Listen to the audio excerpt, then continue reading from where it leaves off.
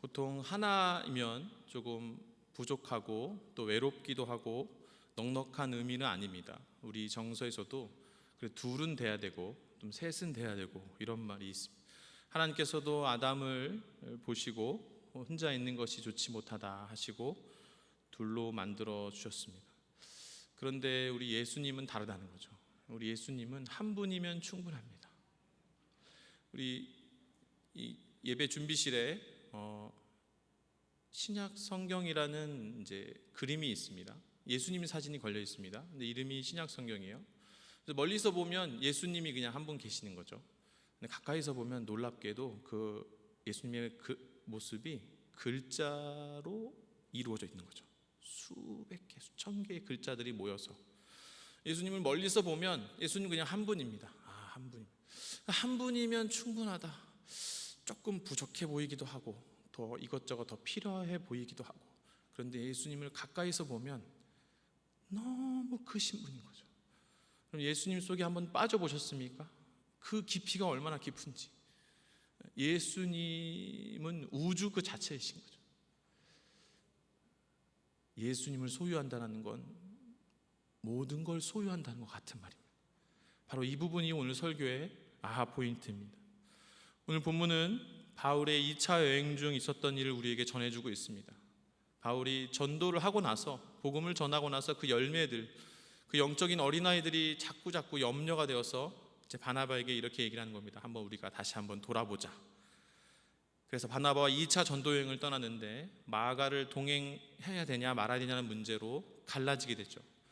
그래서 바나바는 이제 바울은 육지로 가게 되고 바나바는 이제 배를 타고 이제 구브로로 가게 됩니다. 바울이 육지로 가고 있는데 드로아에서 환상을 보고 마게도냐로 건너오라고 그래요. 여러분, 바울이 이 전도 여행을 왜 떠났습니까? 자기가 복음 전한 데를 다시 돌아보기 위해서 간 거거든요. 근데 성령께서 인도하셔서 2차 전도 여행도 다시 새로운 지역으로 마게도냐를 통해서 복음을 전하도록, 그래서 우리가 잘 아는 빌립보서, 데살로니가전서 이렇게 그런 지역에 복음을 전도하게 되는 겁니다. 베레아 지역에서도 복음을 전하는데 유대인들이 와서 방해를 하니까 그들의 박해를 피해서 잠시 들린 곳이 오늘 본문에 나온 아덴입니다. 아덴은 아테네로 이해하면 더 쉽게 우리가 와닿고 그리스의 수도가 되는 거죠. 우리나라 사람들이 그리스를 좋아합니다. 그래서 그리스에서 한 200km 떨어진 신혼여행지로 유명한 산토리니 섬이 있는데, 이 산토리니가 우리나라에 약 한 90개 정도가 있습니다. 춘천에도 산토리니가 있고, 강릉에도 산토리니가 있고, 삼척에도 산토리니가 있고. 그러니까 사실 이 아덴, 그리스 이미 성지순례 갔다 오신 분들도 계시고 우리가 그렇게 먼 곳이 아닙니다. 16절에 보면 바울이 아덴에서 그들을 기다리다가, 이 그들은 누굽니까? 같이 전도여행을 떠났던 이제 실라와 디모데인 거죠. 다시 한번 말씀을 드리는데, 이 아덴은 전도하러 들른 곳이 아니라 잠깐 피신했던 곳이고, 지금 이 일행을 만나면 이제 원래 계획했던 대로 이제 가려고 했던 그런 곳이었죠. 하나님께서는 바울의 이 선한 마음이, 또 바울의 이 준비된 모습이 어찌나 컸던지 피신해 있는 곳에서도 하나님께서는 복음을 전하게 하시는 겁니다. 16절 말씀처럼 실라와 디모데를 기다리다가 성령 충만한 이 바울이 아덴을 보니 우상이 가득한 거예요. 아마도 태양신 제우스, 바다의 신 포세이돈, 지옥의 신 하데스, 이렇게 이제 그리스 신화에 나오는 그런 이제 신들이, 그들의 신전들을 보면서 바울이 그런 생각을 했던 것 같습니다. 요즘 우리 아이들에게도 이것이 많이 익숙합니다. 이 그리스 신화의 내용들이. 그래서 제우스, 포세이돈, 하데스, 만화에도 나오고 영화에도 나오고 우리에게 굉장히 익숙한 그런 이제 내용들이 나오는 거죠. 17절, 18절입니다. 회당에서는 유대인과 경건한 사람들과 또 장터에서는 날마다 만나는 사람들과 변론하니, 18절입니다. 어떤 에피크로스와 스토아 철학자들도 바울과 쟁론할세 어떤 사람은 이르되 이 말쟁이가 무슨 말을 하고자 하느냐 하고 어떤 사람은 이르되 이방 신들을 전하는 사람인가 보다 하니 이는 바울이 예수와 부활을 전하기 때문이라라. 바울은 지금 어디서 복음을 전하고 있냐면 그리스 로마 문명의 본토에서 복음을 전하고 있는 겁니다. 예수 그리스도를 전하고 있는 거예요. 서양 문화의 고전, 그 한복판에서 복음을 전하고 있는 겁니다. 여러분, 많은 문명들이, 많은 문화들이 있다가 사라집니다. 그런데 이 그리스 로마 문화는 세계 4대 문명에는 포함이 되지 않지만 오늘날 우리가 서양을 이해할 때 서양의 문화, 서양의 철학, 서양의 건축, 언어의 토대가 된 게 바로 그리스 로마 문화입니다. 서양을 이해하기 위해서, 그들을 이기기 위해서 서양 문화, 서양 고전이 강조가 되어 있고 또 그 중심에 이제 우리가 흔히 부르는 인문학이 있는 겁니다. 그리스 로마의 이 문화의 힘은 지금도 영향력이 상당한 거죠. 미국의 노벨상이 지금까지 한 329개 정도 됐는데 록펠러가 세운 시카고 대학이 있습니다. 이 시카고 대학에서 그 중에 약 한 20%를 노벨상 후보를 배출했어요. 사람들이 왜 이렇게 이 시카고 대학의 사람들이 창의력이 많고 이렇게 연구 성과가 좋은가라고 조사를 해봤더니 이 대학에서는 특별히 이 인문학, 이 고전서를 100개를 선정해서 달달달 암기할 정도로 소화시켜서 졸업시키는 거예요. 여러분, 언젠가부터 우리가 이 현대인들의 필수품이 된 휴대폰이 있습니다. 그전에는 이렇게 가계 지출에 포함되지 않았는데 언젠가부터 매달 우리는 통신료를 내고 그리고 또 짧게는 2년, 길게는 4년에서 5년 정도 휴대폰을 또 바꾸게 됩니다. 비용도 싸지가 않습니다. 그런데 이 휴대폰에 사진기도 담고 사전도 담고 내비게이션도 담고 스마트폰이 되어버린 그 생각을 누가 한 걸까요? 2007년에 공대생이었던 스티븐 잡스가 아이폰을 개발하면서 스마트폰을 우리 인류에게 가져왔다는 거예요. 근데 그 스티븐 잡스가 공대생인데 어디서 영감을 받았냐라고 인터뷰를 하나 봤더니 이 인문학에서 영감을 얻었다. 그 시작이 된 게 오늘 지금 바울이 서 있는 그리스 로마 문명입니다. 여러분, 기술이 좋다고 명품이 되지 않고 기술만으로 전설이 되지 않고 마음을 움직여야 돼요. 지갑을 열 수 있도록 마음이 움직여야 된다는 거예요. 그런데 이 고전을 읽으면 뇌가 살아난다는 거예요. 한때 우리나라에도 이 고전 열풍이 분 적이 있습니다. 대학마다 인문학 강좌가 개설되고 또 인문고전 100권 읽기, 2010년에 이지성 작가는 리딩으로 리드하라, 그래서 고전을 읽어서 우리 뇌를 깨워야 된다, 이런 얘기를 하면서 바울은 지금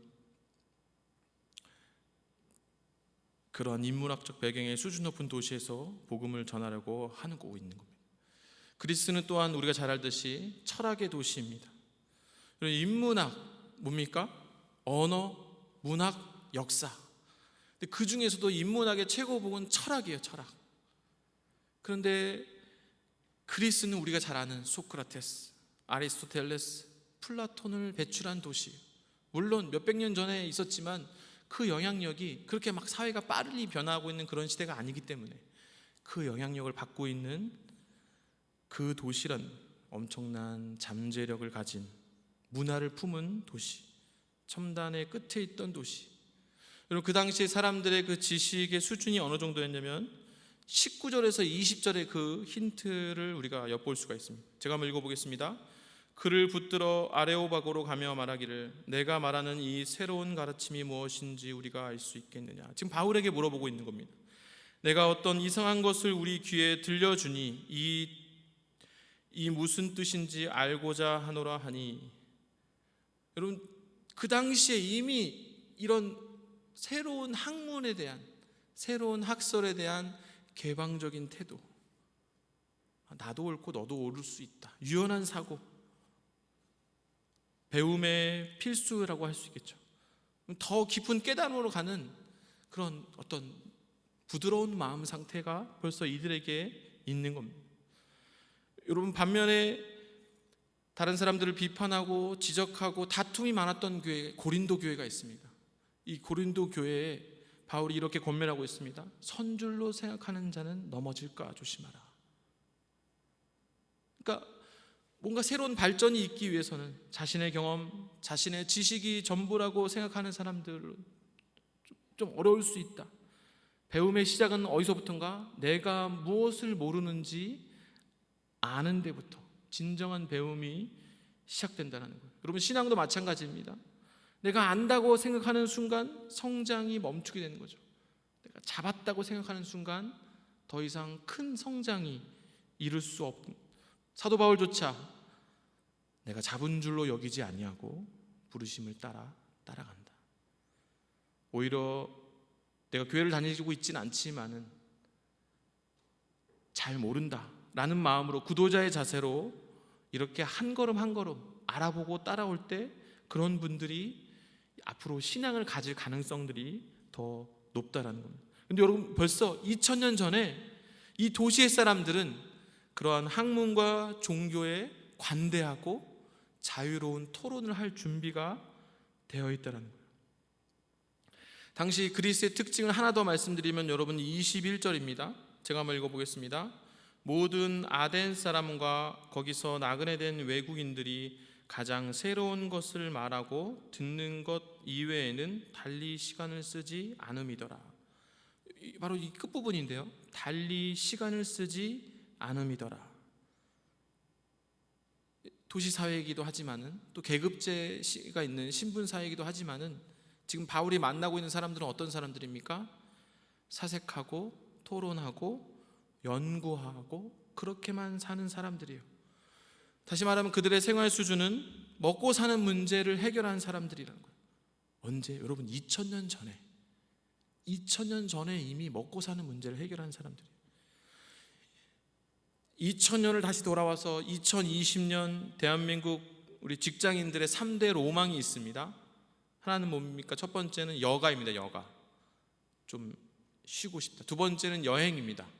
여행 다니고 싶다. 세 번째는 뭡니까? 꿀잠. 피로에 지친 직장인들에게. 그런데 오늘 바울이 만나는 사람들은 이미 오늘날 현대 직장인들의 꿈을 달성한 사람들이라는 거예요. 배움에 대한 열망의 수준을 넘어서 이들은 노동하지 않아도 먹고 사는 문제를 이미 해결했다는 거죠. 바울은 이러한 수준에 이른 아덴 사람들 앞에서 결코 기죽지 않고 담대히 예수 그리스도를 전했습니다. 바울은 그 잠재력 있는 풍성한 문화와 그리고 높은 생활 수준, 그 여유로운 유연한 사고, 그들 앞에서 담대히 그들에게도 여전히 예수 그리스도가 필요하다, 여전히 예수 그리스도 한 분이면 충분하다, 바울은 확신했던 겁니다. 31절입니다. 이는 정하신 사람으로 하여금 천하를 공의로 심판할 날을 작정하시고 이에 그를 죽은 자 가운데서 다시 살리신 것으로 모든 사람에게 믿을 만한 증거를 주셨음이라 하니라. 여러분, 우리라면 어떻게 복음을 전해야 될까요? 먹고 사는 문제를 해결한 사람들에게, 그리스 로마의 인문학의 배경 속에서 유연한 사고를 하고 있는 사람들에게, 야, 네가 무슨 말을 하는지 한번 들어보자. 철학의 본고장이면서 소크라테스, 플라톤, 아리스토텔레스의 후예들에게 우리는 어떻게 복음을 전해야 됩니까? 바울은 그들도 동일하게 예수님 한 분이면 충분하다고 확신했습니다. 예수님과 예수님의 십자가, 그리고 예수님의 부활을 전했습니다. 사랑하는 영락교회 성도 여러분, 여러분도 그렇게 생각하십니까? 여러분도 예수님 한 분이면 충분하다고 생각하십니까? 여러분, 그 당시에 이미 최고의 목회자요, 최고의 영성가요, 신학자였던 바울은 진심으로 그렇게 판단했다는 거죠. 죽은 자를 살렸던 기도의 사람 바울, 여러분 지금도 그 실체를 알 수 없다라는 삼층천을 경험했던 영성의 사람 바울, 부족할 것이 없었던 그리스의 아데네 사람들에게 그들도 동일하게 예수 그리스도 한 분이면 충분했다고 확신했던 겁니다. 다시 2000년을 돌아와서 2020년 오늘을 살아가는 우리들은 어떻습니까? 여러분, 우리들은 진짜로 무엇을 의지하며 우리가 진짜로 의탁하는 것들은 무엇입니까? 정통 사회학에서는 이렇게 말하고 있습니다. 사회가 발전하면 종교는 쇠퇴한다. 그걸 세속하라고 그래요. 그러니까 사회학에서 말하는 종교는 뭐냐면 먹고 살기 어려운 개발도상국에서나 유행하는 거지, 먹고 사는 문제가 해결되고 인간의 기본권이 해결되고 그렇게 되면 인간은 자아 실현에 몰두하게 되고, 그러면 사회가 발전하면서 종교는 쇠퇴한다. 사회학에서는 이렇게 단정짓고 있습니다. 이러한 세속화의 예를 우리 주변에서도 종종 볼 수 있습니다. 사업이 번창하고 좋은 학교에 진학하고 대기업에 입사하고 뭔가 우리의 바램대로 착착 진행되는 것 같은데 우리의 삶의 모습이 더 높은 방향을 향해서 나아가고 있는 것 같은데 우리는 조금 더 바빠지고 우리 신앙을 등한시하게 되는 그런 현상인 거죠. 우리는 여전히 그리스도인이지만 신앙생활의 열정이 조금씩 식게 되어버리는 거예요.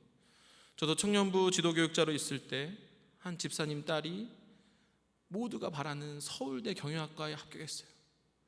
온 교회가 함께 기도하고 그리고 간증하고 교회에서는 그의 리더 역할을 기대했고 그의 봉사와 섬김의 역할을 기대했어요. 그런데 그 다음에 서울대에 들어가고 나서 너무 바쁜 거예요. 너무 중요한 일이 많고 큰 무대고, 그래서 한 번, 두 번 교회를 빠지더니 너무 바빠서 주일 성수조차 할 수 없는 안타까운 일. 우리가 잘 알듯이 기독교 국가 유럽은 이미 세속화가 진행되고 있습니다. 미국도 이미 세속화가 시작되었습니다. 많은 그리스도인들이 교회에 가지 않고 정기적으로 예배를 드리지 않습니다. 유럽과 미국의 이 세속화는 우리가 잘 알듯이 더 편해진 근대화, 현대화, 산업화와 그 결을 같이 하고 있습니다. 세상이 편리해지면서 우리의 관심을 끌고 우리를 즐겁게 할 것들이 너무 많아졌던 거죠. 또 그것들을 경험하기 위해서 우리는 또 시간을 들여서 재정을 확보해야 되는, 우리가 예수님만 생각하기에는 너무 바쁘고 할 일이 많다라는 거예요. 그런데 과거의 사회학자들은 그렇게 생각했는데 최근에 피터 버거라는 사회학자가 2000년대 초에 한 책을 발표했습니다. 세속화냐 탈세속화냐. 세속화 이론에 오류가 있다는 거예요. 그것은 뭐냐면 시간을 지나 보니 사람이 종교를 떠나서 살 수 없다는 사실을 인정한 겁니다.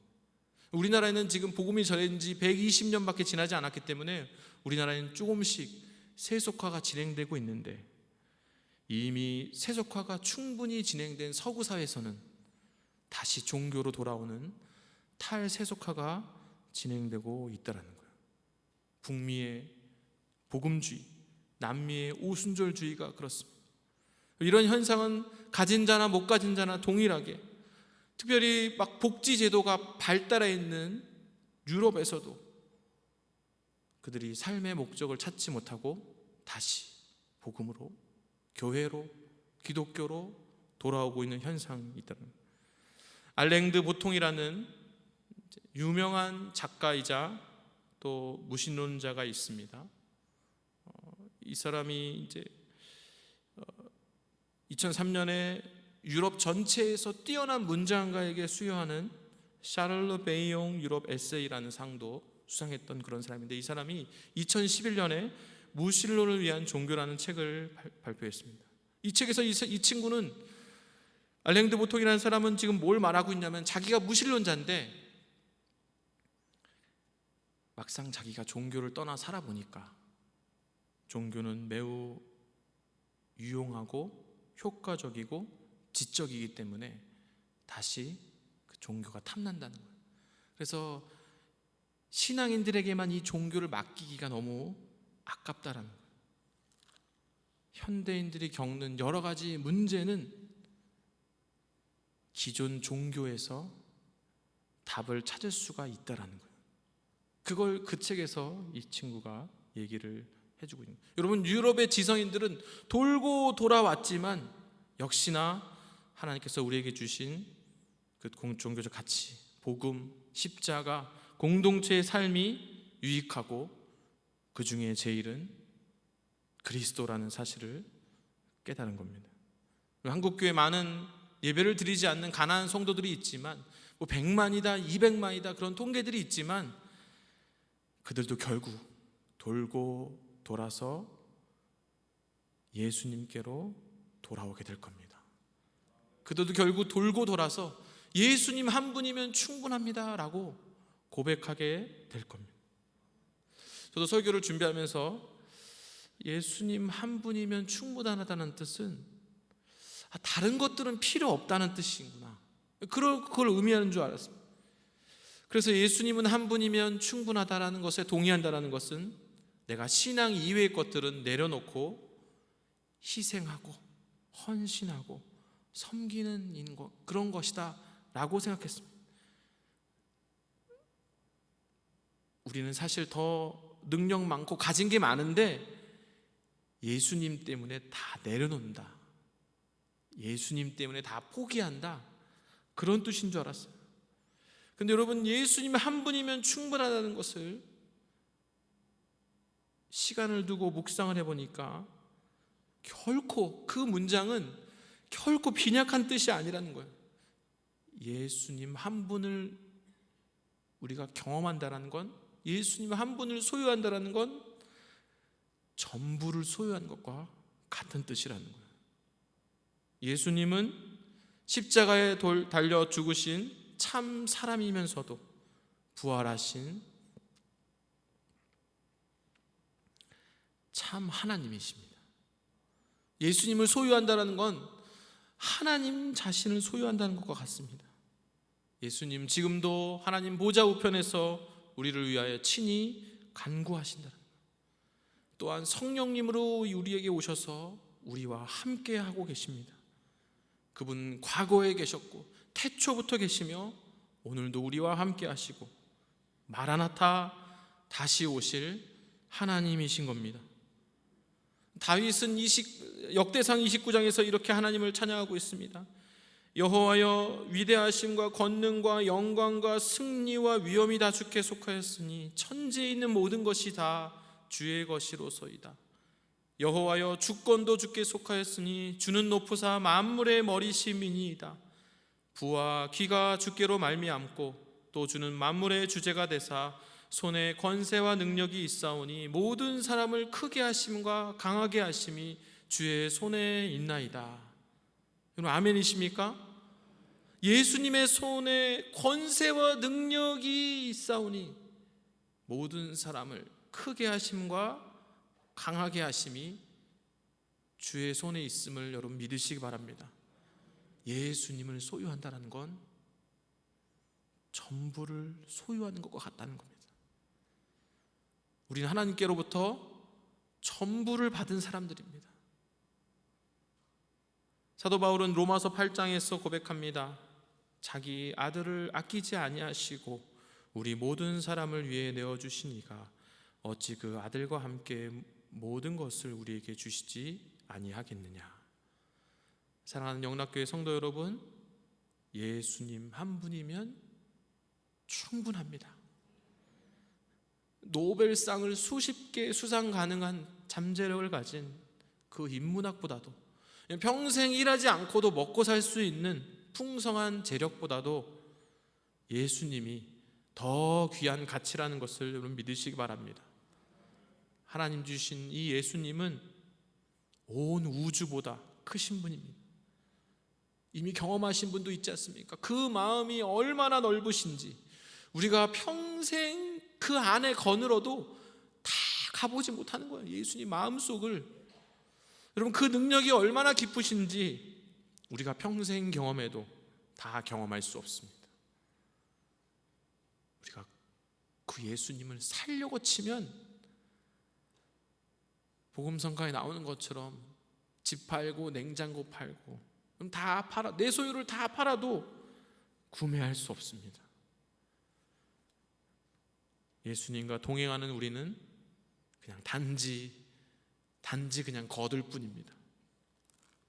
왜냐하면 예수님 한 분이면 충분하기 때문에. 우리가 읽은 17장, 사도행전 17장 그리고 18장에 사도 바울이 다시 고린도로 전도행을 떠납니다. 고린도에서 복음을 전하는데 대적하는 유대인들을 만나서 낙심이 되었습니다. 그때 주님이 환상 중에 나타나셔서 사도 바울에게 이렇게 얘기하고 있습니다. 두려워하지 말고 전하라. 내가 너와 함께하느니라. 내가 너와 함께하느니라. 사도 바울은 예수님 한 분을 붙잡았고 바울은 용기를 얻어서 고린도에서 1년 6개월을 더 가르치고 양육을 하겠습니다. 사랑하는 영덕교회 성도 여러분, 삶에 어떤 부족함이 있으십니까? 아직도 해결 못한 간절한 기도 제목이 있으십니까? 예수님 한 분이면 충분함을 여러분 믿으시기 바랍니다. 우리의 가정에 가장 필요한 건, 나의 자녀들에게, 나의 손주들에게 가장 필요한 건 좋은 학벌이나 좋은 직장, 좋은 집이 아니라 예수 그리스도입니다.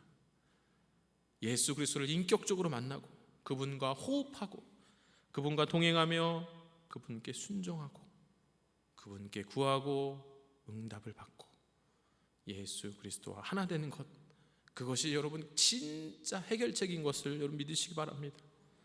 오늘 우리가 기도하기 위해 모였는데요, 바울이 고린도에서 만난 그 예수 그리스도, 그 능력의 예수 그리스도를 다 만나시기 바랍니다. 그분이 전부입니다. 그분 한 분이면 충분합니다. 나 무엇과도 주님을 바꾸지 않으리. 다른 어떤 은혜 구하지 않으리. 오직 주님만이 내 삶의 도움이시니 주의 얼굴 보기 원합니다. 기도하겠습니다. 하나님, 죄로 인해 죽을 수밖에 없는 저희들을 구원하여 주시고 하나님의 자녀 삼아 주심에 감사를 드립니다. 하나님께서 가장 큰 선물 예수 그리스도를 주셨다는 것을 잊고 살았습니다. 자꾸만 내 힘으로 해결하려 하고 잘 풀릴 때는 교만하고 일이 잘 풀리지 않을 때는 실망하고 낙심했습니다. 이제 예수 그리스도 한 분이면 충분하다는 것을 믿고 의지하며 나아갑니다. 저희의 삶과 저희 가정의 미래를, 우리 자녀들의 미래를, 우리 손주들의 미래를 주님께 의탁합니다. 주님 인도하여 주시옵소서. 예수 그리스도 이름으로 기도합니다. 아멘.